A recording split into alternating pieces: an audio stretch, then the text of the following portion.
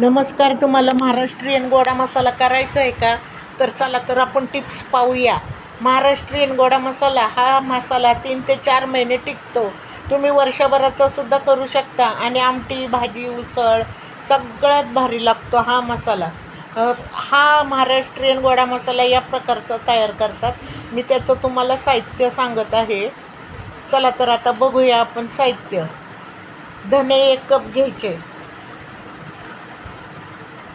जिरे अर्धा कप घ्यायचे, तीळ अर्धा कप घ्यायचं, खसखस 2 चमचे, सुकं खोबरं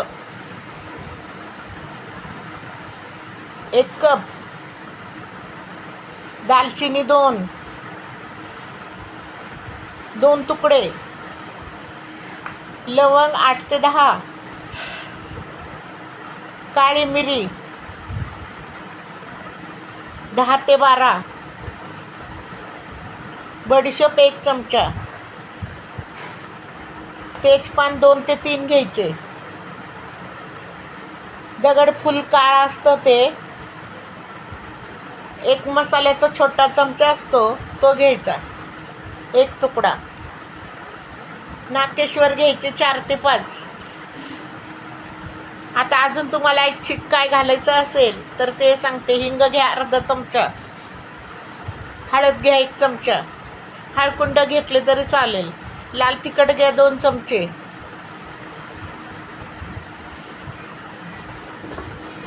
मीठ घ्या थोडंसं. अजून काय ऐच्छिक घालायचं असेल तर आता बनवण्याची कृती सांगते मी तुम्हाला. खोबरं मंद आचेवर भाजून घ्या, गडद ब्राऊन भाजायचं, चॉकलेटी कलर येईपर्यंत भाजायचं. तर चॉकलेटी रंगाचा गोडा मसाल्यासाठी खोबरं जर चांगलं भाजलं ना, हीच गोडा मसाल्याची खास चव असते.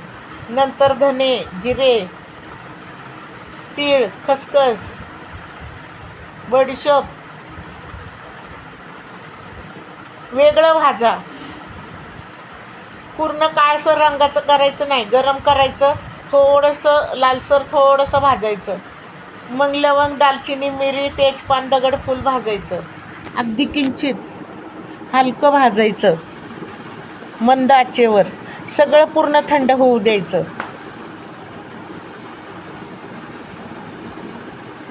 मिक्सरमध्ये बारीक करून घ्यायचं.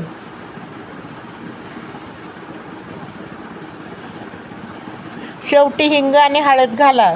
त्याचा वास शेवटी घातला ना तर वास एकदम छान येतो. आणि थोडंसं तिखट घालून मिक्स करा. आता तुम्हाला कशाला वापरायचं आहे, वापरण्याची पद्धत सांगते मी तुम्हाला. आमटी, वरण 1 चमचा घालायचा, भाजी, उसळ सगळ्या प्रकारच्या 1 ते 2 चमचे घालायचे. तुमच्या आवडीप्रमाणे बी टाकू शकता तुम्ही. शेवटी घातला तर सुगंध आणि चव छान राहते आणि दोन्ही वाढते चव. आता टिकवण्याची पद्धत असते ती तर सांगते मी. एअरटाईट डब्यामध्ये ठेवायचं, हवा नाही लागली पाहिजे. 3-4 महिने टिकतो तो मसाला. फ्रीजमध्ये ठेवलं तर 6 महिने पण टिकू शकतो.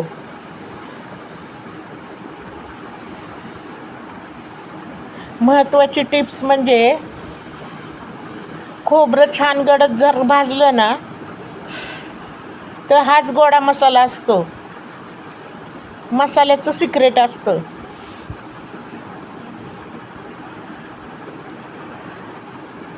ओलसरपणा अजिबात ठेवायचा नाही. डब्बा चमचा पण ओलसरपणा ठेवायचा नाही तर बुरा लागतो. मोठ्या प्रमाणामध्ये जर करायचं असेल तुम्हाला तरी चालतं. वर्षभराचा करून ठेवला तरी चालतो. रोजच्या स्वयंपाकासाठी वापरला जातो. खूप सोपा होतो. जेवण अगदी हॉटेलची चव लागते. खास उपयोग त्याचा वांग्याची भाजी, भरली वांगी, सगळ्या प्रकारच्या उसळ, आमटी. मसाला घातला की एकदम हॉटेलची चव येते, एकदम झकास.